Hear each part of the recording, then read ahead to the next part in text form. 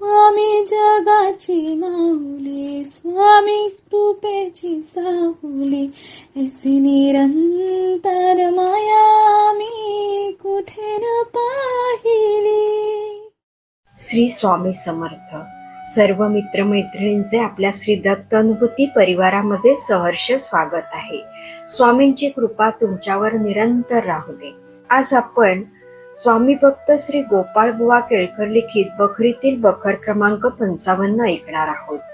पण त्यापूर्वी तुम्हाला एक विनंती करते की आपल्या श्री दत्त अनुभूती या चॅनलला सबस्क्राईब जरूर करा. शेअर, लाईक, कमेंट्स करायला विसरू नका. आणि तुमच्याकडे ही दैवी अनुभव असतील तर ते आपल्या 9137411207 या नंबरवर व्हॉट्सअप करा. आपण ते हजारो भक्तांपर्यंत पोहोचूया, भक्तीचा प्रसार करूया आणि आनंद पसरूया. श्री स्वामी समर्थ. बखर क्रमांक 55. आप्पासाहेब माने. अक्कलकोटला श्री स्वामी समर्थांचा वास 22 ते 20 वर्ष झाला. या काळात 3 कारकिर्दी झाल्या. पहिली कारकीर्द चोळप्पा, दुसरी राणीसाहेब व सुंदराबाई, तिसरी पंचाची. विश्वासराव उर्फ आप्पासाहेब माने हे राजेसाहेबांचे मानकरी आहेत. त्यांची कन्या जमनाबाई लग्नाला उपवर झाली, पण कोठे वर मिळेना. कन्या रूपाने अप्रतिम होती. आपल्या योग्यतेनुसार व स्वरूपानुसार वर मिळत नव्हता, म्हणून माने यांना मोठी चिंता लागली. एक दिवशी श्री स्वामी समर्थांकडे जाऊन चरणी मस्तक ठेवून माने यांनी प्रार्थना केली की मुलीला चांगले स्थळ मिळत नाही, तर महाराजांनी कृपा करावी. महाराजांनी जबाब दिला की काळजी का करतोस, आम्ही तिच्यासाठी खंड्या नेमला आहे. माने यांना अर्थ कळेना, पण समर्थांवर विश्वास ठेवून ते स्वस्थ राहिले.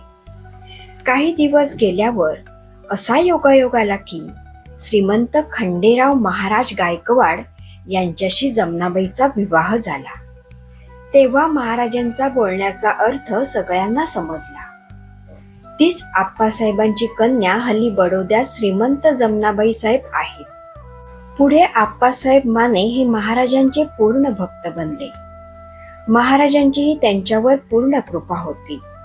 एक वेळ माने अक्कलकोटला पटवर्धन यांच्या गणपतीच्या देवळात राहिले असताना प्रारब्ध योगाने त्यांना विषम ज्वर झाला. आप्पासाहेबांचा नित्य समर्थांच्या दर्शनाला जाण्याचा नियम असे, पण दुखण्यामुळे दर्शनाला जाता येईना. मनात श्री स्वामी समर्थांच्या चरणाचे स्मरण माने करीत होते. भक्तवत्सल महाराज फिरत फिरत एक वेळ गणपतीच्या देवळात आले. माने अत्यवस्थ असून बेशुद्ध पडले होते. महाराजांनी त्यांच्या अंगावरून 3 वेळा पाय फिरवला. काही वेळ बसून निघून गेले. दुसऱ्या दिवसापासून आप्पासाहेबांच्या दुखण्याला आराम पडून ते बरे झाले. येथे बखर क्रमांक 55 समाप्त होत आहे. श्री स्वामी समर्थ.